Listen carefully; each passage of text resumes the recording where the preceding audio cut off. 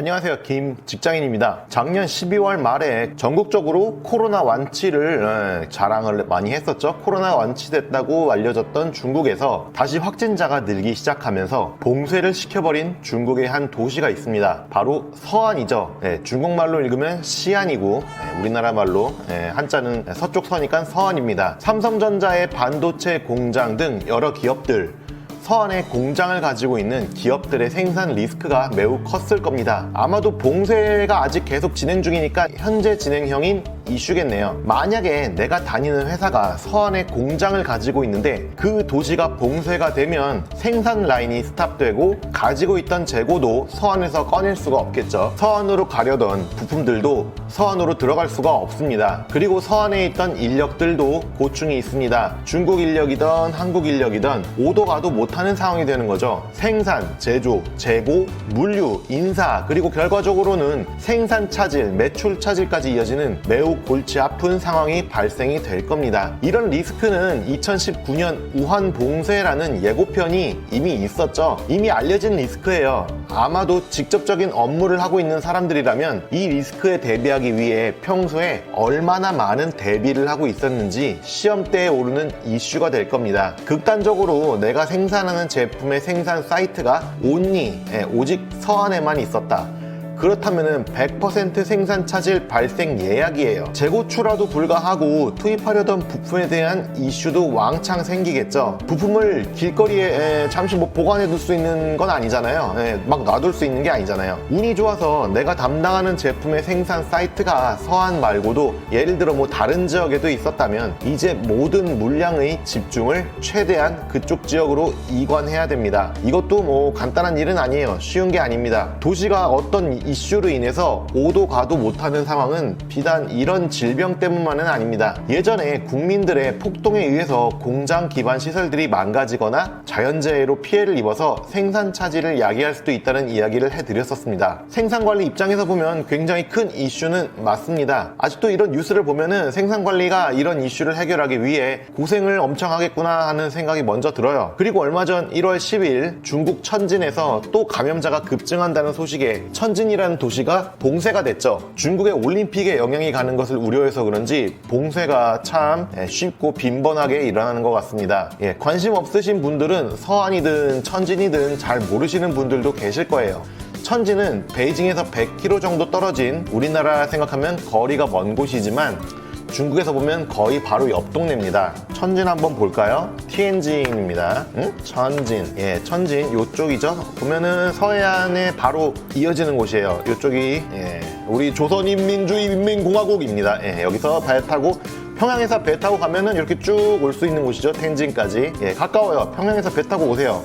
남포에서 타면 되겠네요. 이렇게 가까운 거리입니다. 천진은 아까 말씀드렸듯이 천진은 베이징에서 100km 떨어진 우리나라 생각하면 거리가 좀 먼 거 아닌가 하는데 바로 옆에 있어요. 베이징이랑 천진이랑 그냥 붙어 있네요. 지금 보니까 요거 100km 정도 되는데요. 짧아 보이지만 100km입니다.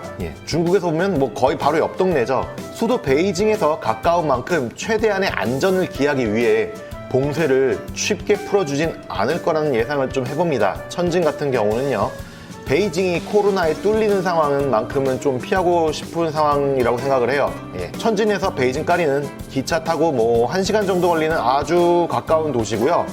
우리나라로 보면 수도권이라고 볼 수 있는 거예요. 베이징이 수도고 천진은 부천, 인천, 이 정도 되는 거리다. 그리고 항구가 있죠. 여기 큰 항구가 있습니다. 엄청 큰 항구가 있어요. 항구 도시입니다. 일례로 천진에 출장을 가잖아요. 천진에 출장 가면 주말에 여유 있을 때 베이징으로 당일치기로 다녀오는 게 가능해요. 정말 재밌겠죠? 천진 출장 가면 베이징도 가볼 수 있습니다. 항구도시, 항만이 멈추면 어떻게 될까요? 물건을 싣고 어서 다른 장소로 움직여야 하는 선박들이 움직이지 못하고 화물을 내리지 못하고 바다에 둥둥 떠서 대기하는 상황이 발생할 겁니다. 여기에 이제 여기 내려서 이제 물건을 싣고 다시 내리고 해야 되는데 앞에 게 멈춰버리니까 여기에 이제 대기하는 거죠. 이 바다에 떠가지고 그냥 대기합니다. 얼마 전에 이집트 수에르 운하에 에버그린 호가 틀어 막아가지고 선박들이 지나가지 못해서 뒤쪽에 바다에 둥둥 떠서 오도 가도 못하던 사건이 있었죠. 갑자기 교통이 막힌다고 해서 배는 교통이 막히니까 뭐 돌아가면 되지 뭐 이런 게 쉽게 되지가 않아요. 천진에 물건을 내리거나 천진에서 물건을 실으려고 왔던 배들이 자신의 일처리를 빨리빨리 하지 못해서 바다에 둥둥 떠서 기다리면은 기름을 쓰게 되죠. 돈이 계속 드는 겁니다. 하루하루. 선원들은 계속 더 일하게 되니까 인건비가 늘어나고요. 스트레스도 늘어나겠죠. 이번 업무가 지연되니 다음 업무도 당연히 지연될 거고요. 물건이 오래 대기하면서 상하고 파손되고 실종되고 이 모든 것을 보험으로 처리한다 해도 다음 물류비엔 당연히 영향이 가겠죠. 선박의 물류비 상승으로 바로 이어집니다. 물류비 상승은 곧 원가 상승, 매출 부진이겠죠. 글로벌 공급망 사슬 붕괴가 회사 위기에 영향을 미치는 아주 대표적인 어렵지 않은 과정이라고 보시면 되겠습니다. 이미 코로나의 영향으로 해운 운임의 가격이 5배 이상 오른 상태인데도 더 오를 거예요. 왜 코로나로 해운 운임이 올랐느냐는 여러분들이 배달의 민족 사용 횟수를 생각해 보시면 답을 금방 아실 겁니다. 코로나 전이랑 후랑 배달의 민족 사용 횟수가 어떻게 바뀌었는지 한번 생각해 보세요. 그럼 비행기에 바로 실어서 보내면 되는 게 아니냐? 어차피 여행도 못 가는데 비행기가 많이 남아있을 거 아니냐? 대한항공도 여행 가는 사람들이 줄어들어서 매출이 줄어드니까 화물기로 사용을 해서 매출을 보전을 했다는 이야기가 있죠. 비행기로 보내는 건들은 일단 가격이 매우 비쌉니다. 그리고 비행기 한 대에 실을 수 있는 물량과 한 대의 선박에 실을 수 있는 물량은 비교 자체가 안 돼요. 전 세계 물동의 90%는 선박으로 진행되고 있습니다. 그리고 해운 운임이 올라가고 일정이 보장이 안 되면 급한 물량들은 어쩔 수 없이 그냥 에어로 날리려고 하겠죠. 비행기를 태우려고 할 거예요. 그렇기 때문에 비행기로 가는 물동 가격도 어차피 더 오를 겁니다. 많이 오를 거예요. 천진 봉쇄는 서한 봉쇄보다 더 큰 리스크가 있는 이슈라고 생각합니다. 그럼 천진 항구는 도대체 얼마나 영향력이 있는 곳일까요? 천진은 2020년 기준 글로벌 8위 항만입니다. 다른 항구로 물량을 돌릴 수 있을 만큼 만만한 양을 처리하는 곳이 아니에요. 참고로 부산은 7위입니다. 부산도 참 대단한 곳이죠. 그리고 참고로 1위는 상해입니다. 천진 봉쇄로 인해 천진 공장으로 출근이 어려워지면서 이미 몇 회사에서는 생산 차질이 발생하고 있는 기사를 좀 봤어요. 다음 주 정도 되면은 이 회사에서 만드는 부품을 공급받지 못하는 회사들의 생산 차질이 발생하겠네요. 천진은 제 기억으로는 참 이런저런 이슈가 좀 빈번했던 곳으로 기억됩니다. 2015년에 천진의 항구에서 한 컨테이너가 화학물질 폭발하면서 사고가 발생한 건이 있었습니다. 굉장히 대규모 폭발이었는데요. 2단 폭발로 알려져 있는데 첫 폭발은 TNT 3톤, 두 번째는 TNT 21톤급 폭발이었다고 합니다. 기록으로는 116명 사망에 60명 실종, 부상자 700명. 굉장한 사건이었죠. 제가 그 사건이 일어났을 때 생산관리 실무할 때였습니다. 제 담당 공장은 천진에 있었습니다. 그 당시에 중국 내부 뉴스에 정보가 빨리빨리 공유가 안 돼서 일단 중국 동료들한테 메신저를 먼저 때렸어요. 메신저 당연히 안 되겠죠?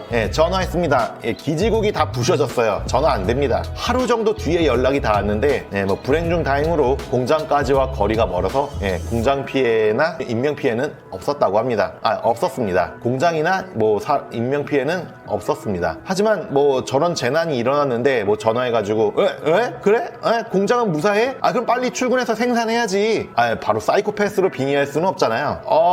안 다쳐서 다행이다. 너 아는 사람들 다 무사해? 다친 사람 없어? 놀랐겠다. 쉬어. 이러고 그냥 기다렸습니다. 사람이니까요. 그때 제 기억으로 현차와 기아차가 항구에 보관 중이던 새 차들이 많이 날아간 걸로 기억합니다. 저는 몇 가지 이슈가 생각나는데 일단 생산 차질은 당연했어요. 그리고 천진이 위험하다는 인식이 강해지면서 고향으로 중국 다른 지역에 살다가 천진으로 일하러 온 중국 분들이 천진은 위험해 하면서 그냥 고향으로 가버리더라고요. 퇴사를 좀 많이 했습니다. 그래서 중국 공장의 제조 인력들에 대한 백업 이슈가 좀 있었어요. 이거 사람들 빠진 거 다시 채워야 한다. 그런 이슈 있었고요. 그리고 무엇보다도 처음에 말했던 항만 사용 불가 이슈가 제일 컸습니다. 공장에서 생산을 했는데 항구에서 폭탄이 터졌죠. 그러니까 배로 태우고 올 수가 없는 거예요. 그런 이슈가 있어서 뭐 베이징으로 이동해서 베이징 공항에서 날르는 거, 급한 물건들은 베이징으로 이동해서 베이징 국제공항에서 이동을 하기도 했고요. 그런 이슈가 좀 많았습니다. 이런 일이 발생을 하면은 도시 봉쇄 이런 일이 발생하면 생산 관리보다 더 힘든 것 같은 부서 중에 하나가 바로 물류 부서겠죠. 항만 봉쇄? 여러 가지 다른 루트를 탐색해서 가장 비용이 저렴한 루트를 고를 것이냐, 아니면은 이런 이슈가 발생하고 세상이 난리가 났는데 그나마 신뢰도가 높은 루트를 선택할 것이냐, 그거 선택해야 되고요. 그거 빨리 선택해서 루트 선점해야겠죠. 내가 빨리빨리 안 실으면은 다른 회사들이 먼저 실어버려가지고 내 거 못 싣습니다. 루트 선점해야 되고 빨리빨리 이동해야 되고요. 이동하는 방법도 빨리 생각해야겠죠. 물론 모든 회사가 다 이렇게 움직이기 때문에 내가 결정한 것 실행한다고 마음먹은 대로 잘 되리라는 보장도 없습니다. 산업공학과는 물류 쪽으로도 많이들 가시죠? 쉬운 게 없네요. 화이팅 하시길 바랍니다. 시청해주셔서 감사합니다.